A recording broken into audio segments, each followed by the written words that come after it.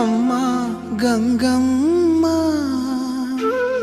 కృష్ణమ్మకు చెప్పమ్మా కష్టం కలిగించొద్దని యమునకు చెప్పమ్మా సాయమునకు వెనకాడొద్దని గోదారికి కావేరికి ఏటికి సెలయేటికి కురిసేటి జడివానకి దూకే జలపాతానికి నీతో బుట్టులందరికీ చెప్పమ్మా